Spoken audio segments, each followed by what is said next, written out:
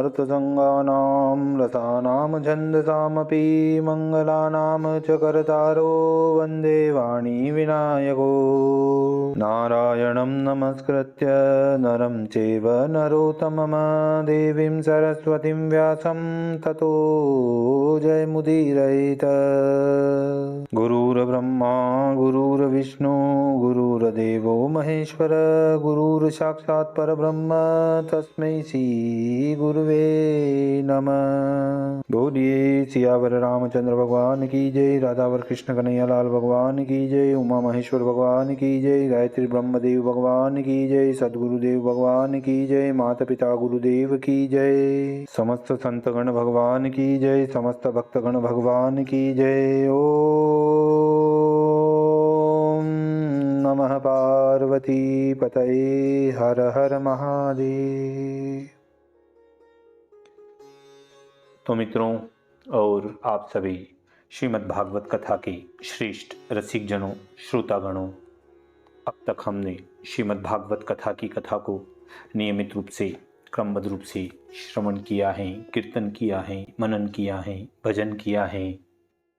तो अब हम श्रीमद् भागवत कथा के 10वें स्कंद के 44वें अध्याय की ओर कथा को अग्रसर करते हैं। आप सभी श्रेष्ठ श्रोतागण रसिकजन भगवान श्री राधा वल्लभ कृष्ण कन्हैया लाल के श्री चरणों में दृढ़ भक्ति रखते हुए कथा का श्रवण करें, कीर्तन करें, मनन करें, भजन करें। बोलिए राधा वर कृष्ण कन्हैया लाल भगवान की जय। तो कहते हैं, कंसादिक को वध कियो माइन ज्ञान बताय, दर्श कियो पितु मातु को 44 अध्याय। श्री सुखदेव जी महाराज कहते हैं कि हे भरत वंश में उत्पन्न राजा परीक्षित, इस प्रकार निश्चय संकल्प करके नीलांबर पीतांबर के कच्छे बांध खंभे ठोक कर रामकृष्ण खड़े हो गए। इसके उपरांत मधुदैत्य के मारने वाले भगवान श्री कृष्ण तो चाणूर के सन्मुख हुए और रोहिणी नंदन बलराम जी मुष्टिक से जुड़े। हाथों से हाथ, पांवों से पांव मिलाकर परस्पर जीतने की इच्छा से एक एक को बलात्कार खींचने लगते हैं। अरत्नी में अरत्नी मिलाए, घटुएं से घटुएं मिलाए, सिर से सिर, छाती से छाती मिलाकर कृष्ण और चाणूर दोनों परस्पर कुश्ती लड़ने लगते हैं। देखिए, यहाँ एक आगे शब्द आया था, अरत्नी में अरत्नी मिलाए। तो अरत्नी उसे कहते हैं समुष्टि हस्त, अर्थात कोहनी से बीच की जो उंगली होती वहाँ तक की दूरी को अरत्नी कहते हैं। इसी प्रकार इसे समझना चाहिए। तब आगे कहते हैं, सिर सो सिर, भुज सो भुजा, दृष्टि दृष्टि सो जोरी, चरण चरण गही जपटिके, लपटी दपटी जक जोरी, गहनन पावत गात, छूटी जात लपटात पुनि, शिव विधि पे न गहात, तिन्हे मल चाहत गहन, तिन्हे मल चाहत गहन। चारों ओर घूमना, धक्का देना, परिरंभण अर्थात हाथ से बिडारना, अपवातन अर्थात नीचे पटक देना, उत्सर्पण अर्थात छोड़कर पीछे से आगे जाना, अपसर्पण अर्थात पीछे जाकर खड़ा होना। इस प्रकार दाव पेंच कर करके लड़ने लगते हैं। उत्थापन अर्थात पांव और घुटुएं मिलाकर गिरते हैं, उनका उखाड़ देना। चालन अर्थात बंधे दाव को दूर करना। स्थापन अर्थात हाथ पांव पकड़कर मिला देना। इस प्रकार परस्पर देह को पीड़ा देने लगते हैं। इस प्रकार इनका युद्ध देखकर वहां की बैठी हुई स्त्रियां परस्पर कहने लगती हैं कि देखो, यह कृष्ण तो निर्बल हैं और चाणूर सबल हैं। यह विचार वे स्त्रियां अत्यंत दया को प्राप्त हुई। इन राजसभा में बैठने वालों को भी बड़ा अधर्म होगा, क्योंकि राजा के देखने को कहीं निर्बल सबल की कुश्ती कराई जाती है क्या? भला विचारो तो सही कि कहाँ तो व्रज से कठोर अंग वाले पर्वत के समान ऊंचे ऊंचे सब मल्ल, और कहाँ अति सुकुमार कोमल अंग जिनकी यौवन अवस्था भी अभी प्राप्त नहीं हुई, ऐसे श्री कृष्णचंद्र। इस सभा में इस समय इस कारण इस सभा में बैठना उचित नहीं, क्योंकि जहाँ धर्म का नाश हो वहाँ कभी न बैठें। विवेकी पुरुष को ऐसी सभा में जाना योग्य नहीं है। क्योंकि दोषों का स्मरण करके बात को जानकर जो चुप बैठा रहे तो दोष लगता है, और किसी की झूठ सच्ची कहें तो दोष लगे, अथवा हम किसी की भली जाने न बुरी ऐसे कहें तो भी दोष का भागी हो। इस कारण सभा में जाना योग्य नहीं। सत्य बोलने वाले को दुख नहीं होता, सत्य युक्त पुरुष को कोई विघ्न दोष नहीं सता सकते। देखिए, यहाँ एक दृष्टांत याद आता है कि एक राजा ने एक बाजार बनवाया और कहा कि जो वस्तु यहाँ बेचने को लाएगा और संध्या समय तक अगर न बिकेगी उसे मैं स्वयं ले लूंगा। इस प्रकार वह बाजार विख्यात हो गया। एक दिन एक लोहार लोहे की शनीचर की मूर्ति बनाकर लाया। 1 लाख रुपया उसका मोल मांगा और कहा कि जिसके यहाँ यह मूर्ति रहेगी उसके यहाँ द्रव्य आदि कुछ न रहेगा। अब उस अनिष्टकारक मूर्ति को किसी ने न लिया। संध्या समय राजा ने देखा कि बड़ी भीड़ हो रही है। कारण पूछते ही राजा ने विचार कर उस मूर्ति को ले लिया और लाख रुपए दे दिए। जब राजा ने घर में मूर्ति रखी तो पहले लक्ष्मी राजा से बोली, हे महाराज, मैं जाती हूँ। तब राजा बोले, क्यों? तब लक्ष्मी बोली, जहाँ शनिचर देव रहते हैं वहाँ हमारा क्या काम। राजा ने कहा, जाओ। इसी प्रकार नीति, साम, दाम, दंड, भेद सब रूप धर करके आए और राजा ने जाने दिया। पीछे से जब सत्यदेव आए तो राजा से कहकर जब जाने लगे तब राजा ने हाथ पकड़कर कहा कि आपके रखने को तो हम शनिचर देव की मूर्ति यहाँ लाए हैं, आप कैसे जाते हो? सत्यदेव से कुछ उत्तर न बन पड़ा और वहीं रह गए। अतः सत्य के रहने से नीति, लक्ष्मी आदि सब लौट आए और सत्य के प्रभाव से शनिचर राजा का कुछ भी बिगाड़ नहीं सके। इस प्रकार इस दृष्टांत को समझना चाहिए। अब पुनः कथा की ओर चलते हैं, जहाँ स्त्रियां कह रही हैं कि शत्रु के चारों ओर दौड़कर धूप करते श्री कृष्णचंद्र की मुख की शोभा देखो। कुश्ती में जोर करने से इनके मुख पर पसीने की बूंदें आ रही हैं, जैसे कमलकोश के ऊपर ओस की बूंदें पड़ती हैं। अरुण नेत्र बलदेव जी के मुख की शोभा देखो। मुष्टिक के ऊपर क्रोध आ रहा है तो भी मुस्कान सहित हैं, इसलिए वह बड़े सुंदर लगते हैं। भूमि में व्रजभूमि परम पवित्र हैं, क्योंकि जिसके वन के चित्र विचित्र फूलों को धारण किए पुराण पुरुष भगवान श्री कृष्णचंद्र बलदेव जी सहित मनुष्य रूप में छिपकर गोवों को चराते समय बांसुरी बजाते खेलते फिरते हैं, जिनके चरणों का महादेव और लक्ष्मी जी भी पूजन करती हैं। बड़ा आश्चर्य है, गोपियों ने ऐसा क्या तप किया है जिस कारण जिससे श्रेष्ठ कोई नहीं और जिसके समान कोई नहीं, जिससे अधिक कोई नहीं, एवं जो आभूषण वस्त्र बिना ही सुंदर लगता है। यश, लक्ष्मी, ऐश्वर्य इनका एकांत स्थान है, अर्थात सर्वदा जिसमें वास करें ऐसे प्यारे के स्वरूप को दृष्टि से देखती हैं।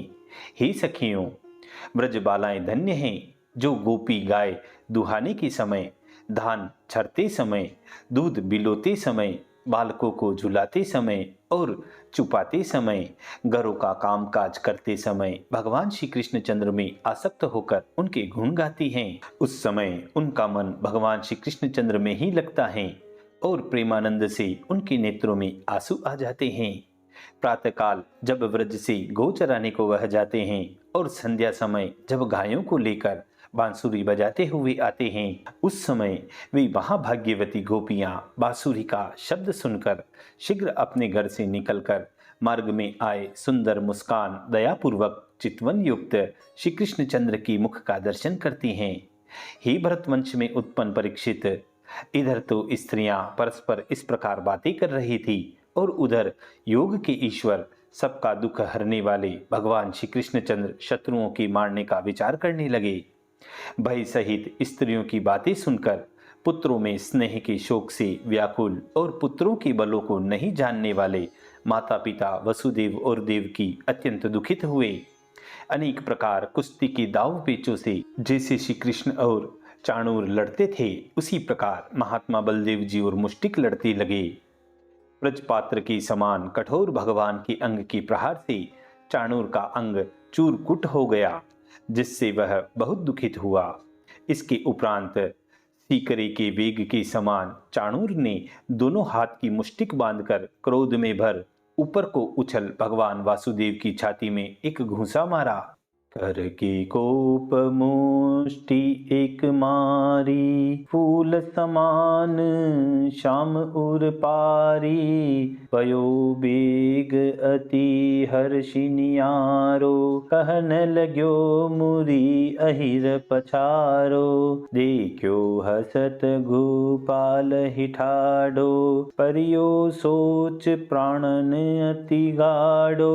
नंद सुवन मही मातव जानी, इनते मीचु आपनी मानी। तब मोहन करी कोप हकारो, जनु गज को मृग राज पुकारो। सुनत हाक सब दाव भुलाने, थर थराय चाणुर डरानो। धरो धाय तब झपटी कनाई, पकट्यो हो मही गही बुझा फिराई। पटक्यो माही गही बुझा फिराई। हे राजन, हे परीक्षित, जिस प्रकार हाथी फूलों की माला के लगने से नहीं चलायमान होता, वैसे ही श्री कृष्णचंद्र उसकी मुष्टिक से चलायमान न हुए। इसके उपरांत अत्यंत क्रोधित होकर भगवान श्री कृष्णचंद्र ने चाणूर के दोनों हाथ पकड़कर अनेक बार घुमाकर बड़े वेग से उसे पृथ्वी पर पटक दिया। गिरते ही उसके प्राण निकल गए और गहने, केश, माला इत्यादि सब बिखर गए। गिरते समय ऐसा शब्द हुआ कि मानो इंद्र व्रज गिरा है। इसी प्रकार मुष्टिक की जिसने पहले बलदेव के मुष्टि प्रहार किया था, उसे बलदेव जी ने थाप मार करके गिरा दिया। मुष्टिक कंपित होकर मुख से रुधिर का वमन करता हुआ पीड़ित होकर प्राण निकल जाने से जैसे पवन का मारा वृक्ष उखड़कर गिर पड़ता है, उसी प्रकार मुष्टिक भी गिर गया। हे राजा परीक्षित, इसके उपरांत दौड़ते हुए कूटमल्ल को मारने वालों में श्रेष्ठ बलदेव जी ने लीला पूर्वक तिरस्कार कर बाईं मुष्टि से उसे मार डाला। शल तोशल ने अपने मन में विचार किया कि दंडवत के बहाने चरण पकड़कर इन दोनों को पटक देंगे, परंतु भगवान तो सबके बाहर भीतर की जानने वाले हैं। यह जिस समय दंडवत करने को आए, उस समय बलवान श्री कृष्णचंद्र ने एक लात ऐसी मारी जिसके लगने से उनके सिर फट गया। इस प्रकार शल तोशल दो खंड विदीर्ण होकर दोनों पृथ्वी पर गिर गए। जब मारे हरिमल्ल सब, परो कटक में शोर। जिमि तारा गण रवि उदय, छिपे असुर चहुओर, छिपे असुर चहुओर। चाणूर, मुष्टिक, कूट, शल, तोशल इत्यादि जो मुख्य मुख्य मल जब मारे गए, तब वहां और जो मल उपस्थित थे वे अपना प्राण बचाने के लिए वहां से भाग गए। बराबर के गोपों को अखाड़े में कर श्री कृष्ण बलदेव उनके संग विहार करने लगे। उस समय बाजे बज रहे थे और श्री कृष्णचंद्र नुपुर नृत्य करने से परम सुहावन बन रहे थे।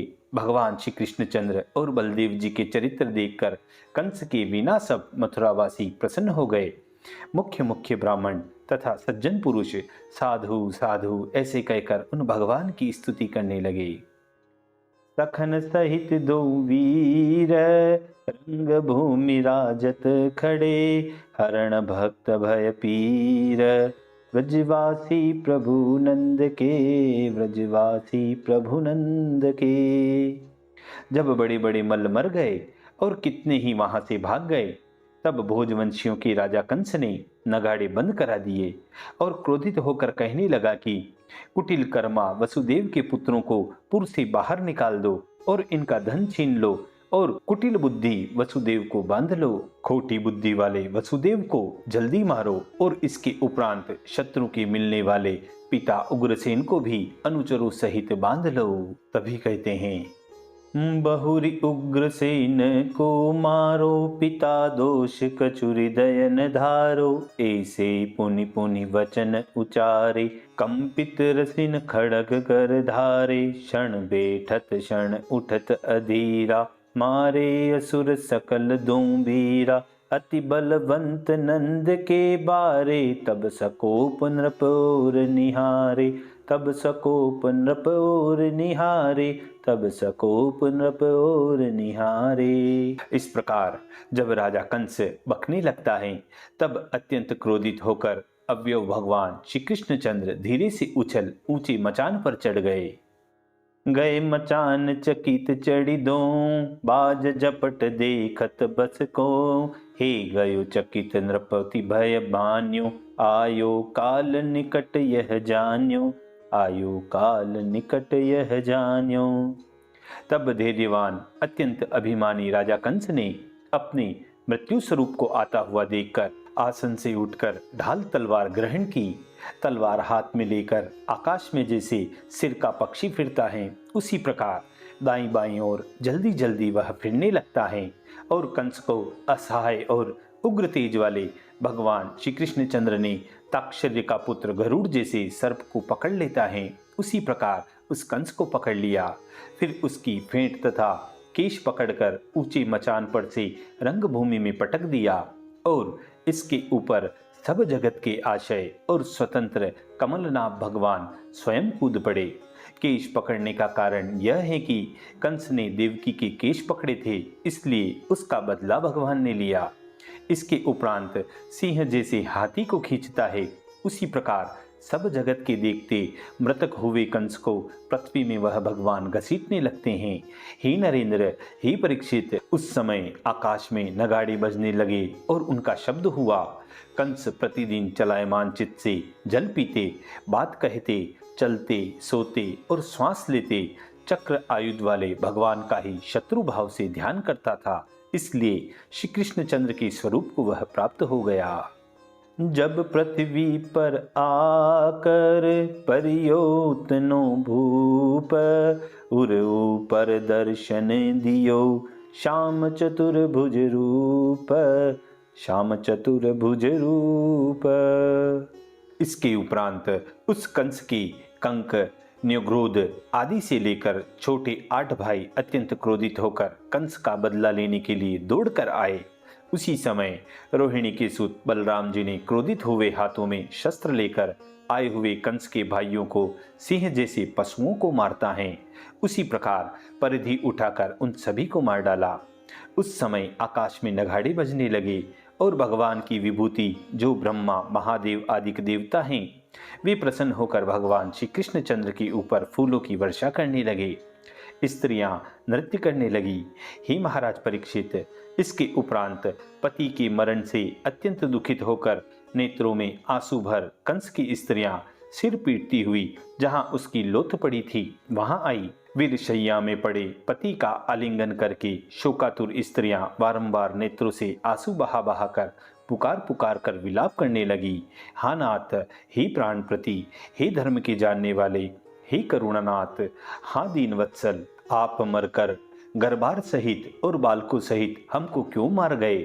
हे पुरुषों में श्रेष्ठ, जैसे तुम बिना हम विधवा होकर शोभायमान नहीं लगती उसी प्रकार तुम्हारे बिना मथुरापुरी भी शोभा को नहीं पाती, क्योंकि संपूर्ण मंगल उत्सव इसमें से दूर हो गए हैं। निरपराध प्राणियों से वेर करके कौन पुरुष सुख को पाता है, क्योंकि इस संसार में समस्त प्राणियों की उत्पत्ति, पालन और नाश करता भगवान श्री कृष्णचंद्र ही हैं। इसलिए जो इनकी अवज्ञा करता है वह कभी सुख नहीं पाता। श्री सुखदेव जी बोले कि हे राजा परीक्षित, लोकों की पालन करने वाले भगवान श्री कृष्णचंद्र ने राजा कंस की स्त्रियों का समाधान कर कंस की दाहादिक क्रिया करवाई। इसके उपरांत माता पिता देवकी वासुदेव को कंस के बंदी खाने से छुड़वाया और राम कृष्णचंद्र दोनों भाइयों ने माता पिता के चरणों में सिर लगाकर प्रणाम किया। माता पिता देवकी वसुदेव प्रणाम करते पुत्रों को जगत के ईश्वर जान भयभीत होकर उनसे नहीं मिले। इसी प्रकार इसी मधुर संवाद के साथ श्रीमद् भागवत कथा के 10वें स्कंद के चतुश्चत्वारिंशो अध्याय पूर्ण है। 44वें अध्याय की पूर्णता व समाप्ति होती है। बोलिए श्री कृष्ण कन्हैया लाल भगवान की जय।